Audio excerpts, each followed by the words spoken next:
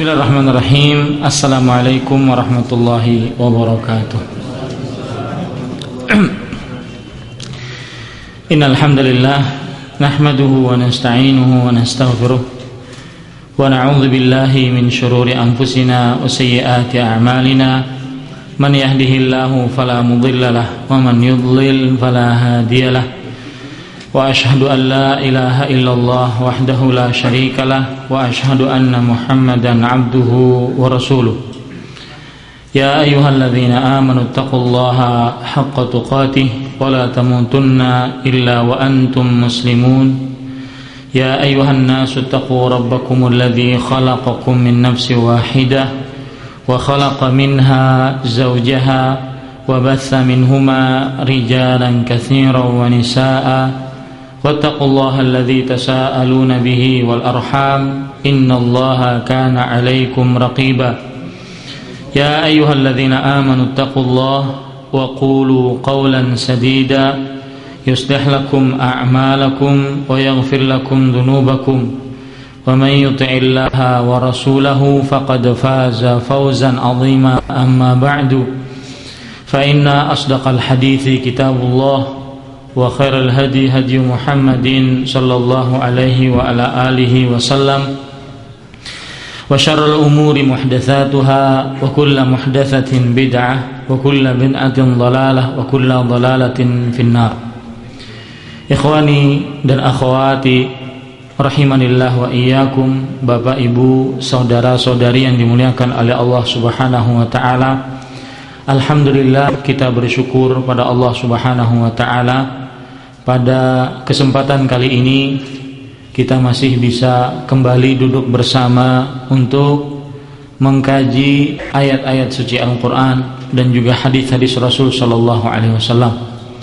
Semoga dengan apa yang kita kerjakan pada saat sekarang ini termasuk amal ibadah yang ikhlas dan diterima oleh Allah Subhanahu wa taala, dan kita mendapatkan ilmu yang bermanfaat serta bisa mengamalkan apa yang telah kita ilmui. Allahumma amin.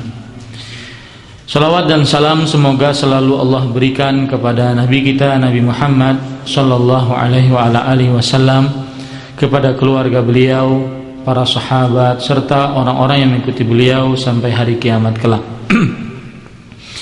Para ikhwan yang dirahmati oleh Allah Subhanahu wa taala, Bapak Ibu, saudara-saudari yang dimuliakan oleh Allah Subhanahu wa taala, mulai hari ini kita akan membahas tentang faedah-faedah dari surat Al-Kahfi. Insyaallah kajian ini kira-kira akan memakan waktu atau akan memakan beberapa kali kajian, kemungkinan 3 atau 2, insyaallah 3. Taib, judul kita adalah faedah-faedah dari surat Al-Kahfi. Surat Al-Kahfi di dalam Al-Quran terletak pada nomor surat yang ke-18 dan juz yang ke-15. Dan surat Al-Kahfi adalah surat yang Makkiyah, jenis surat dari jenis-jenis surat Makkiyah. Para ulama tafsir ketika membicarakan tentang apa maksud daripada surat Makkiyah, mereka berbeda pendapat. Tetapi kita ambil saja yang mengumpulkan seluruh pendapat dan mengeluarkan pendapat yang tidak perlu. Surat Makkiyah maksudnya adalah surat yang diturunkan sebelum hijrahnya Nabi Muhammad sallallahu alaihi wasallam. Dan surat Madaniyah adalah surat yang diturunkan setelah hijrahnya Nabi Muhammad sallallahu alaihi wasallam. Jadi surat Al-Kahfi ini termasuk surat yang diturunkan oleh Allah sebelum hijrahnya Nabi Muhammad sallallahu alaihi wasallam. Itu surat Makkiyah secara umum. Jadi kalau ada kita baca kitab tafsir, surat ini adalah surat Makkiyah, maka maksudnya adalah surat yang diturunkan sebelum hijrahnya Nabi Muhammad SAW, meskipun diturunkannya di luar kota Mekah, misalkan di Syam atau misalkan di Madinah atau misalkan di Tabuk, di Yaman, di Taif, ya, meskipun di luar kota Mekah. Maka kalau seandainya turunnya setelah hijrahnya Nabi Muhammad SAW, maka disebut dengan surat Makkiyah. Kemudian para ikhwan yang dirahmati oleh Allah Subhanahu wa taala, pengenalan juga terhadap surat Al-Kahfi. Surat Al-Kahfi adalah 5 surat di dalam Al-Qur'an yang dimulai dengan alhamdulillah. Surat Al-Kahfi adalah 5 surat yang ada di dalam Al-Qur'an yang dimulai dengan alhamdulillah. 5 surat tersebut adalah surat Al-Fatihah, surat Al-An'am, Al-Kahfi, Saba, dan Fatir. Saya ulangi, surat Al-Fatihah, surat Al-An'am, Al-Kahfi, Saba, dan Fatir. Surat Fatir, surat Saba, dan surat Fatir. Itu 5 surat, ya. Nanti apa yang dimaksudkan dengan kenapa Allah Subhanahu wa taala memulai dengan alhamdulillah? Apa faedahnya nanti ketika kita membaca ayat-ayatnya? Ini pengenalan dulu terhadap surat Al-Kahfi. Kemudian di dalam surat Al-Kahfi terdapat 3 cerita yang sangat luar biasa. Cerita yang pertama yaitu cerita orang-orang yang tertidur di goa, dan dengan inilah, ya, dengan nama goa inilah akhirnya dinamakan surat Al-Kahfi. Ini cerita yang pertama, cerita-cerita yang disebut dengan Ashabul Kahfi. Nanti kita akan ceritakan secara mendetail apa maksud daripada cerita daripada Ashabul Kahfi ini. Yang kedua, cerita tentang Nabi Musa dan Nabi Khidir alaihimassalam. Dan juga kita akan sebutkan pendapat yang rajih, apakah Khidir itu termasuk nabi atau hamba Allah yang salih saja seperti Luqman, atau Khidir itu kemudian pembicaraan juga tentang Nabi Khidir, apakah beliau masih hidup sampai sekarang atau sudah meninggal, seperti yang banyak dibicarakan oleh masyarakat umum. Oh, saya bermimpi bertemu dengan Nabi Khidir. Di dalam mimpi saya diperintahkan untuk membaca istighfar di malam Jumat Kliwon jam 12 malam. Kemudian disuruh baca surat Jin tanpa memakai baju. Ya. Kemudian para ikhwah sekalian, cerita yang ketiga itu ceritanya Dzulqarnain. Cerita Dzulqarnain ini juga kita akan ceritakan nanti, karena Dzulqarnain ini berkaitan erat dengan Ya'juj dan Ma'juj. Ya, siapa Dzulqarnain, kemudian siapa itu Ya'juj dan Ma'juj. Kita akan ceritakan. Itulah 3 cerita yang sangat luar biasa yang ada di dalam surat Al-Kahfi. Kemudian para ikhwan yang dirahmati oleh Allah Subhanahu wa taala, kenapa dinamakan surat Al-Kahfi Al-Kahfi? Ya, Al-Kahf. Al-Kahf secara bahasa adalah goa. Ya, artinya Al-Kahf itu adalah goa. Lalu kenapa dinamakan surat ini sebagai surat Al-Kahfi? Karena sebagai penjelasan kisah tentang orang-orang yang tertidur di dalam goa tersebut sekitar 309 berapa tahun? 309 tahun. Ya, 309 tahun. Coba bayangkan, Pak. 309 tahun tidur. Ya. Habis itu enggak minta dipijet. Artinya apa? Enggak pegel. Ya. Enggak masuk angin. Coba bayangkan. 309 tahun. Dan nanti saya akan mengambil faedah yang sangat banyak, ya, tentang keagungan, kekuasaan, dan juga kekuatan Allah Subhanahu wa taala. Yang dengan itu kita menambah kekuatan kita atau peribadatan kita, penghambaan kita kepada Allah Subhanahu wa taala. Kemudian surat Al-Kahfi banyak sekali keutamaannya. Ya, banyak sekali keutamaannya. Perhatikan sekarang sebuah hadis yang diriwayatkan oleh Imam Ahmad dan juga diriwayatkan oleh Imam Bukhari dan Muslim. dari Al-Bara ibn Azib radhiyallahu anhu. Ini hadis saya bacakan dari kitab Tafsir Ibnu Katsir rahimahullahu taala. Al-Bara ibn Azib radhiyallahu anhu bercerita, qara'a rajulun al-kahf wa fid dari dabbah faja'alat tanfur fanadhara fa idza dubabah aw sahabah qad ghashiyathu. Artinya, ada seseorang yang baca surat Al-Kahfi dan di dalam rumah itu, artinya di sekitar rumah itu ada dabbah, ada hewan. Biasanya mereka hewan onta atau hewan kuda atau hewan keledai. Wa fid dari dabbah, di dalam rumah tersebut ada hewan. Faja'alat tanfur, hewan ini bergerak-gerak, meringkik-ringkik, bergerak-gerak, ya. Fa nadhara fa idza dubabatun aw sahabatun qad ghashiyathu. Dilihat kenapa hewan ini ribut sendiri. Ya, ternyata ketika dilihat, ternyata di atas hewan tersebut ada sahabah, ada awan. Itu malam kejadiannya. Diberitakan hal tersebut kepada Rasulullah sallallahu alaihi wasallam. Fa dzakara dzalika lin-nabi sallallahu alaihi wasallam faqala iqra fulan. Artinya, bacalah wahai si fulan. Fa innaha sakinah tanazzalat 'indal qiraah atau tanazzalat lil Qur'an. Bacalah kamu Quran wahai si fulan. Sesungguhnya itu adalah ketenangan yang turun ketika dibacakan Al-Qur'an. Dalam hadis ini ada beberapa faedah yang kita ambil. Yang pertama, keutamaan membaca surat Al-Kahfi, datangnya ketenangan.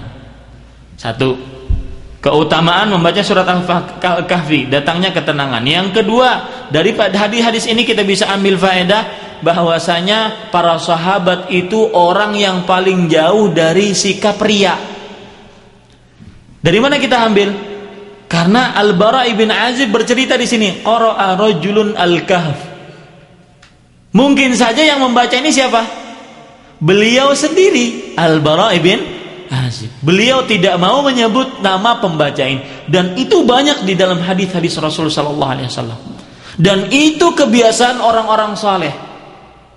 Seperti ceritanya seorang yang disebut dengan Zainul Abidin, cucunya Ali bin Abi Thalib radhiyallahu anhu, yang hidup di kota Madinah. Beliau ini kebiasaan membagi-bagikan gandum di depan rumah-rumah orang miskin kota Madinah. Tidak ada yang tahu selama hidup beliau. Ketika beliau meninggal, apa yang ada? Didapati ketika memandikan mayatnya bahwasanya ada bekas hitam di pundak beliau.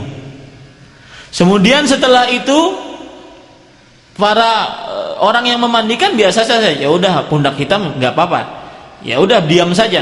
Ternyata orang-orang miskin merasa ada sesuatu yang aneh. Tidak ada lagi pembagian gandum-gandum secara tersembunyi di depan rumah-rumah orang-orang miskin setelah kematian Zainal Abidin rahimahullah. Coba, dikenal amalnya setelah meninggal. Tidak seperti orang, tadi malam ente bangun nggak sholat? Padahal nggak bangun. Ya begitu deh, nggak bangun. Subhanallah, ngaku-ngaku beribadah.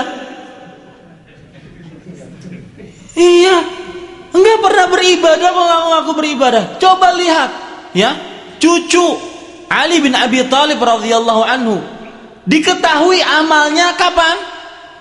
Setelah meninggal. Contoh, ente puasa nggak kemarin? Iyalah puasa, kan hari Kamis. Kenapa? Menunjukkan bahwasanya dia ingin orang mengetahui bahwasanya setiap hari Kamis saya puasa, gitu loh. Ya, ini para ikhwan sekalian dirahmati oleh Allah Subhanahu wa taala. Faedah yang sangat menarik. Al-Bara ibn Azib berkata, qara'a rajulun.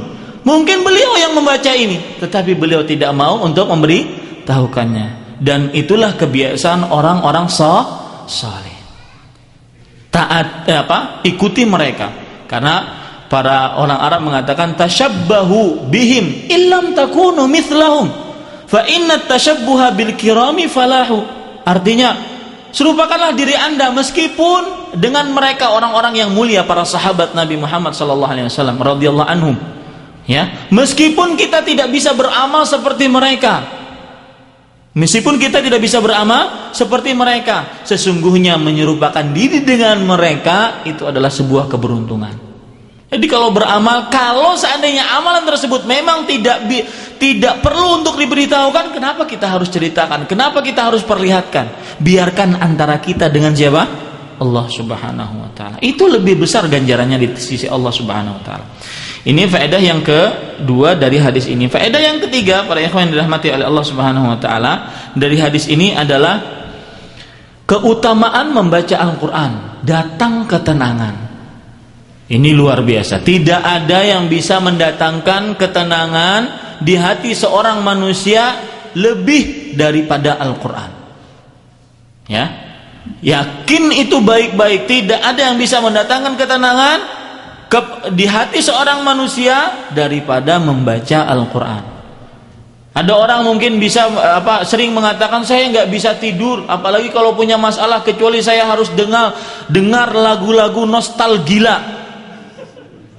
Ya, ini para ikhwan sekalian dirahmati oleh Allah Subhanahu wa taala. Karena Allah Subhanahu wa taala berfirman, "Alladzina amanu wa tatma'innu qulubuhum bidzikrillah, ala bidzikrillahi tatma'innul qulub." Orang-orang yang beriman dan hatinya tenang dengan zikir kepada Allah, ingatlah ya, sesungguhnya dengan zikir kepada Allah hati akan tenang.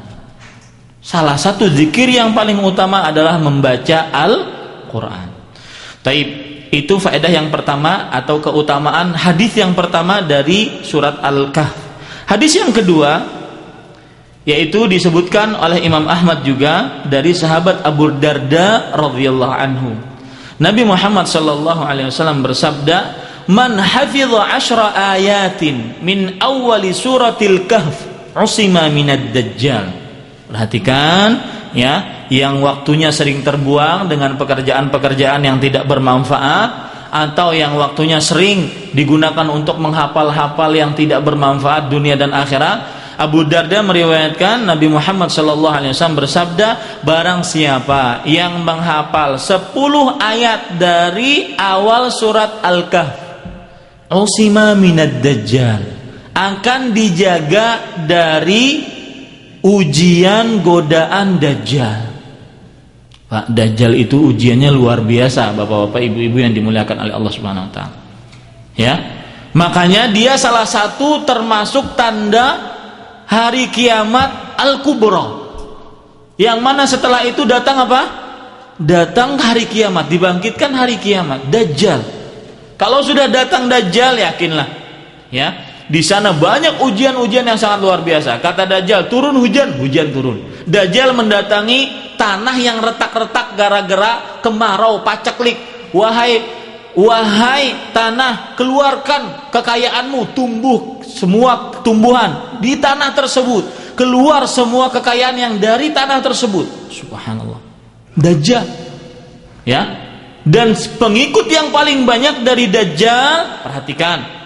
Ya, orang-orang munafik, Yahudi, dan para wanita. Para ikhwan yang dirahmati oleh Allah Subhanahu wa taala. Dajjal setiap kali semua dunia dia bisa datangi dengan cepat sekali. Dan Dajjal setiap kali melewati sebuah daerah, maka seluruh apa saja yang ada di dalam tanah yang dilewati oleh Dajjal tersebut akan mengeluarkan seluruh kekayaannya, tumbuhannya, kemudian kekayaan-kekayaan material lainnya, seluruhnya keluar akibat dilewati Dajjal. Siapa yang tidak terpesona? Kemudian Dajjal mempunyai surga, surganya Dajjal adalah nerakanya Allah Subhanahu wa taala. Dajjal mempunyai neraka, nerakanya Dajjal adalah surganya Allah Subhanahu wa taala. Siapa yang ngikut Dajjal maka dia akan dimasukkan ke dalam surganya Dajjal, yaitu nerakanya Allah Subhanahu wa taala. Jadi berapa? Kemudian di hari kiamat, faedah dari penting dari Dajjal. Di hari kiamat Allah Subhanahu wa taala nanti akan mempertemukan Dajjal dengan seorang pemuda. Perhatikan, yang malas-malas ke majelis ilmu, yang sukanya cuma nuntut real aja, malas duduk di majelis ilmu. Perhatikan ya, orang-orang yang akan Allah Subhanahu wa taala nanti pada hari kiamat akan mempertemukan Dajjal dengan seorang pemuda. Kata Dajjal, "Beriman engkau wahai pemuda kepadaku." Kata pemuda ini, "Akhbarana Rasulullah sallallahu alaihi wasallam annaka Dajjal." Rasul sallallahu alaihi wasallam telah memberitahukan kami bahwasanya engkau adalah Dajjal. Karena Dajjal mempunyai sifat, ya. Salah satu sifat Dajjal, dia adalah sifat fisiknya Dajjal ya. Kalau mau tahu, ya, di dahinya itu ada tulisan kafara. Ya, kafara. Setiap manusia bisa membaca, setiap orang yang beriman bisa membacanya, meskipun dia ummi, meskipun dia tidak bisa membaca. Setiap orang yang beriman. Kemudian Dajjal, dia rambutnya sangat keribu, ya, sangat keribu. Kemudian Dajjal mempunyai 2 mata. Jadi bukan seperti yang digambarkan oleh orang, disebar di internet, ada bayi, ya, matanya 1, Dajjal nih. Saya tuh paling kesel orang kalau ngomong ya tentang agama tanpa ilmu itu. Allah Subhanahu wa taala berfirman, "Wala taqfu ma laysa laka bihi ilm. Innas sam'a wal basara wal fuada kullu ulaika kanu anhu mas'ula." Janganlah kalian mengikuti sesuatu tanpa ilmu, kata Allah Subhanahu wa taala. Pendengaran, penglihatan, kemudian hati, seluruhnya akan ditanya oleh Allah Subhanahu wa taala. Ngomong tentang Dajjal ya sana kemari kayak mainan, ini permasalahan agama. Kenapa? Karena sudah diberitakan oleh Al-Quran ataupun oleh hadis-hadis Rasul Shallallahu Alaihi Wasallam. Ini para ikhwan yang dirahmati oleh Allah Subhanahu wa taala. Kemudian pemuda tersebut mengatakan, Dajjal berkata kepada pemuda tersebut, "Kalau engkau tidak beriman, aku akan hidupkan 2 dari kedua orang tuamu, bapak dan ibumu aku akan hidupkan." Dihidupkan oleh Dajjal 2 jin menyerupai kedua orang tuanya. Kemudian orang tua jin yang menyerupai kedua orang tuanya mengatakan kepada pemuda tersebut, "Ya bunayya, wahai anakku sayang, berimanlah kepada dia." Kemudian kata anak tersebut, "Saya semakin yakin bahwasanya engkau adalah Dajjal yang," ini kata-kata yang diberitahukan oleh Rasul sallallahu alaihi wasallam kepada kami. Dari mana dia? Ketemu Rasul sallallahu alaihi wasallam enggak pernah. Nanti di akhir zaman, Rasul sallallahu alaihi wasallam sekarang sudah 14 abad meninggal. Dari mana dia tahu bahwasanya itu berita dari Rasul sallallahu alaihi wasallam? Dari mana? Dari hadis. Ini menunjukkan bahwasanya ilmu hadis akan sampai hari kiamat dan majelis ilmu juga akan sampai hari kiamat. Maka jangan malas nuntut ilmu agar tidak terkena fitnah Dajjal. Ini para ikhwan yang dirahmati oleh Allah Subhanahu wa taala. Ya, salah satu agar orang tidak terkena ujian Dajjal, menghafal surat Al-Kahfi dari mana? Dari ayat pertama sampai ayat ke-10. Taib, para ikhwan yang dirahmati oleh Allah Subhanahu wa taala. Kemudian para ikhwan yang dirahmati oleh Allah Subhanahu wa taala, hadis yang selanjutnya yang berkenaan dengan keutamaan surat Al-Kahfi. Rasulullah sallallahu alaihi wa ala alihi wasallam bersabda,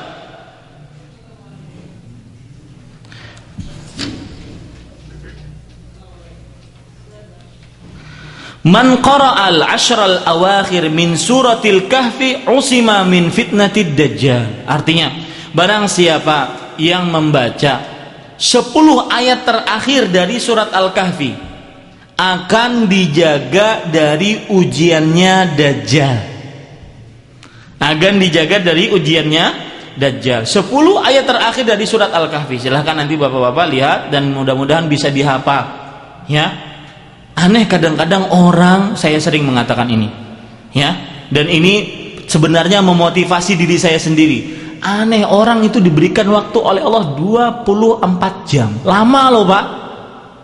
Lawang Bapak aja setiap hari kadang-kadang 8 jam kerja itu sudah lama sekali. Apalagi kalau sudah sampai lembur, ya, karena ngejar setoran. Lama kan? Jadi 12 jam, yang asalnya 8 jam jadi 12 jam. Lama, bisa kerja seperti itu. Lah, baca Quran nggak bisa. 5 menit, 10 menit, 15 menit, digunakan waktunya untuk apa? 1440 menit.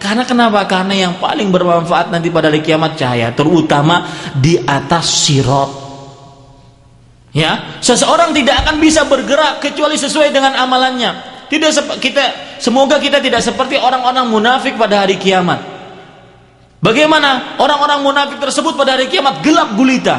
Dia hanya bisa jalan kalau seandainya ada petir. Itu pun petir kan sebentar sekali. Ya, jalan sedikit. Nanti kalau nggak ada petir udah diam aja dia. Nah, siapa yang membaca surat Al-Kahfi, man qara'a surat Al-Kahfi kama unzilat. Perhatikan, ya, siapa yang membaca surat Al-Kahfi bukan hanya sekedar membaca, sebagaimana diturunkannya, menuntut kita untuk pintar membaca Al-Qur'an. Kama unzilat kanat lahu nuran yaumal qiyamah. Maka dia akan mendapatkan cahaya pada hari kiamat. Taib, para ikhwan yang dirahmati oleh Allah Subhanahu wa taala, ada hadis yang diriwayatkan oleh Imam Ad-Darimi. Ini juga hadis sebagai keutamaan surat Al-Kahfi. Rasulullah sallallahu alaihi wasallam bersabda, "Man qara'a surat Al-Kahfi lailatal Jum'ah." Barang siapa yang membaca surat Al-Kahfi malam Jumat, maka adha'a lahu minan nur ma bainahu wa bainal baitil atiq. Akan diberikan cahaya untuknya, ya, dari sini sampai ke Masjidil Aqsa. Kalau dia baca di Damam, ya, baca surah Al-Kahfi di Damam, maka dari sini dia akan diberikan cahaya sampai ke mana? Masjidil Aqsa. Ini keutamaan surat Al-Kahfi, dan ini juga bisa sebagai pengganti amalan yang tidak ada sunnahnya. Atau lebih tegasnya lagi, amalan yang disebut dengan perbuatan bid'ah, mengkhususkan pembacaan surat Yasin pada malam Jumat. Hadis yang barusan saya bacakan tadi adalah hadis riwayat Ad-Darimi, dan hadisnya sahihun li ghairihi, sahih karena ada penguatnya. Ini para ikhwah yang dirahmati oleh Allah Subhanahu wa taala. Dan perlu diingat, begitulah perbuatan bid'ah. Begitulah perbuatan bid'ah, yaitu saya sering mengatakan ini, yaitu perbuatan bid'ah itu bersifat dia selalu berlawanan dengan sunnah. Disuruh baca Al-Quran, malah dia baca salawat yang macam-macam. Ya, disuruh baca Al-Quran, dia malah baca salawat yang macam-macam. Tidak ada contohnya dari Nabi Muhammad SAW. Malam Jumat yang sunnahnya aturan baca surat Al-Kahfi, dia malah baca surat Yasin. Tidak ada contohnya dari Nabi Muhammad sallallahu alaihi wa ala alihi wasallam. Taib, para ikhwah yang dirahmati oleh Allah Subhanahu wa taala, sekarang kita mulai untuk membaca surat Al-Kahfi dari ayat yang pertama. Ya, tafsir-tafsir ini nanti saya akan bawa faedah-faedah ini saya ambilkan dari kitab tafsir Imam Ibnu Katsir rahimahullahu taala. Taib, para ikhwan yang dirahmati oleh Allah Subhanahu wa taala, dan saya tidak akan baca semua ayat karena membutuhkan waktu yang panjang. Saya akan ambil faedah-faedahnya saja. Apa yang kita bisa ambil faedah dari ayat-ayat yang insyaallah banyak faedahnya. Taib, para ikhwan yang dirahmati oleh Allah Subhanahu wa taala,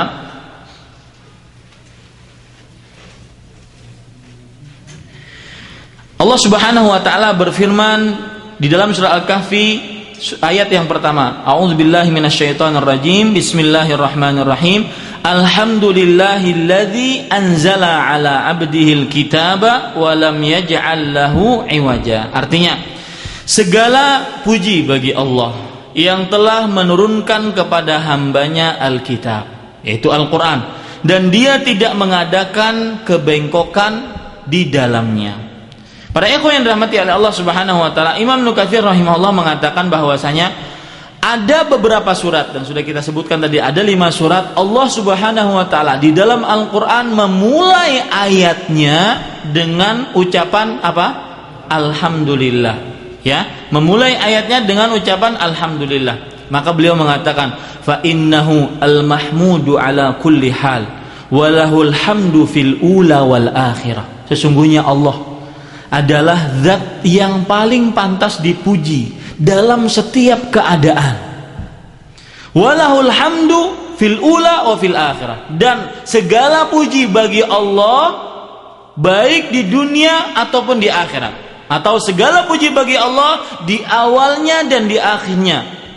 Makanya Allah Subhanahu wa taala memuji dirinya sendiri, walihada hamida nafsahu ala inzali kitabihil aziz ala rasulihil karim Muhammadin salawatullah wa salamuhu alaih. Oleh sebab itulah Allah memuji diri Allah Subhanahu wa taala sendiri. Atas apa? Atas Allah telah menurunkan kitabnya yang mulia.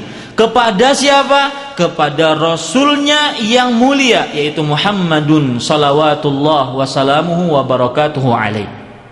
Ya. Kemudian fa innahu, kenapa Al-Qur'an? Kenapa Allah Subhanahu wa taala memuji dirinya sendiri atas Al-Qur'an yang Allah turunkan kepada Nabi Muhammad SAW? Perhatikan, ini sifat Al-Qur'an. Fa innahu a'zamu ni'matin an'amallahu ala ahlil ardh. Sesungguhnya Al-Quran itu adalah termasuk nikmat yang paling utama yang telah Allah berikan nikmatnya kepada penduduk bumi. Kenapa paling utama? Id akhrajahum bihi minadh-dhulumati ilan nur. Karena dengan Al-Quran Allah mengeluarkan orang-orang dari kegelapan kepada cahaya, dari api neraka kepada surga dengan Al-Quran. Yang sangat dianehkan para ikhwas sekalian dirahmati oleh Allah Subhanahu wa taala, orang ya, sebagaimana yang saya sudah singgung tadi, bisa membaca koran bermacam-macam. Ada koran ini, bahkan langganan koran. Ya, tetapi tidak pernah langganan membaca Al-Qur'an. Aneh. Ibu-ibu sering baca majalah-majalah mode, beli mode hampir setiap sebulan sekali ataupun 2 bulan sekali. Getol sekali baca itu, tapi tidak pernah membaca Al-Quran. Inilah yang disebut dengan prioritas yang terbalik, mengutamakan sesuatu yang salah, yang tidak penting diutamakan. Sama seperti orang duduk di masjid, ya, imamnya telat, aduh ngelihat nanti ke sampingnya, telat imam. Aduh, telat imam telat, bingung, ya. Lagi giliran 2 jam 3 jam di hadapan televisi nggak bingung.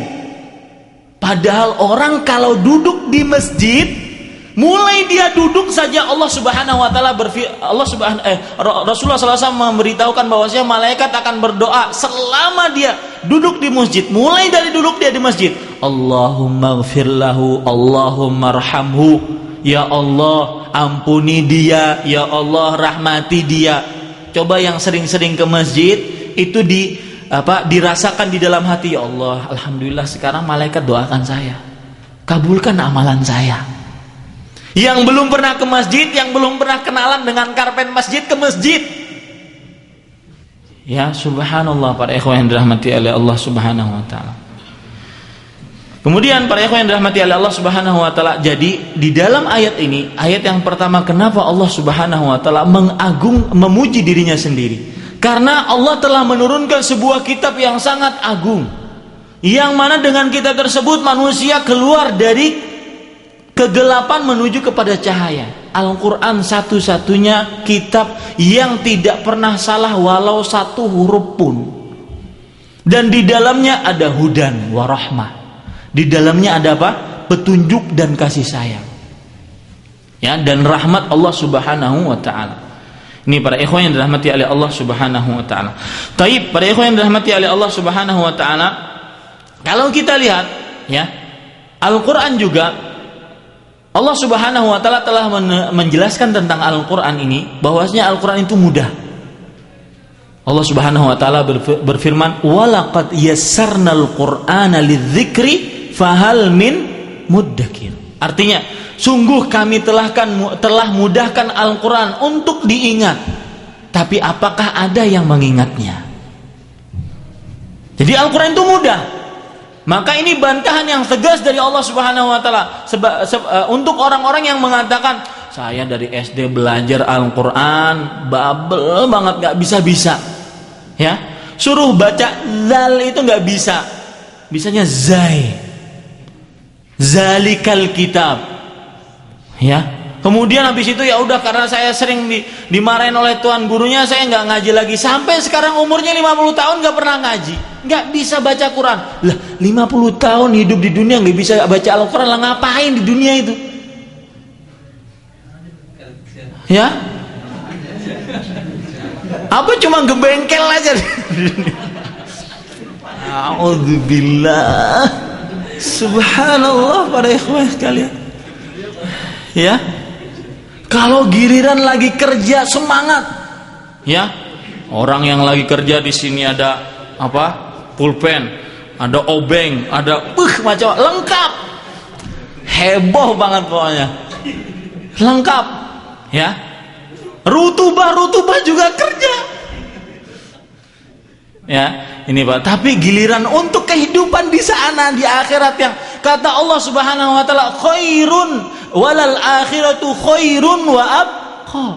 Kehidupan akhirat lebih baik dan lebih kekal. Ini menunjukkan kebalikannya, kehidupan dunia nggak baik dan nggak kekal. Coba kita hidup, jadikan prinsip kita itu, ya orientasi kita itu kehidupan akhirat saya nanti di surga di mana ya? Apakah saya masuk surga enggak? Itu terus yang kita ingat. Coba ketika kita bermaksiat, nggak pernah baca Quran, bermaksiat, dicabut nyawanya oleh Allah Subhanahu Wa Taala. Apa kabar? Ya, orang berzina mati. Loh, naudzubillah. Ya, subhanallah para ikhwan sekalian. Lagi buat maksiat, ya. Meninggal. Itu nanti akan dibangkitkan dalam keadaan dia seperti itu, berbuat maksiat. Sesungguhnya setiap manusia akan dibangkitkan ala ma mata alaih, kata Nabi Muhammad SAW. Sesungguhnya setiap manusia akan dibangkitkan atas apa yang dia meninggal ketika saat itu. Kalau seandainya dia meninggal lagi berzina, ya dibangkitkan dalam keadaan berzina. Meninggal dalam keadaan mabuk gara-gara khomer oplosan, ya, dia nanti dibangkitkan dalam keadaan seperti itu. Na'udzubillah. Ini para ikhwan yang dirahmati oleh Allah Subhanahu wa taala. Maka ya, sekali lagi panggilan untuk diri kami pribadi dan para ikhwah dan ibu-ibu sekalian bahwasanya Al-Qur'an satu-satunya kitab. Yang kata Nabi Muhammad SAW dalam riwayat Hakim, inni taraktu fikum syai'ain ma in tamassaktum bihima lan tadillu kitaballah wa sunnati. Aku sungguh tinggalkan kepada kalian dua perkara. Selama kalian berpegang kepada dua perkara tersebut, kalian tidak akan sesat. Kitab Allah dan sunnahku. Ini para ikhwah yang dirahmati oleh Allah Subhanahu wa taala. Taib, itu yang bisa saya sampaikan. Apa yang baik itu hanya dari Allah Subhanahu wa taala. Apa yang buruk itu dari kami pribadi manusia biasa. Wassallallahu nabiyana Muhammad. Wassalamualaikum warahmatullahi wabarakatuh.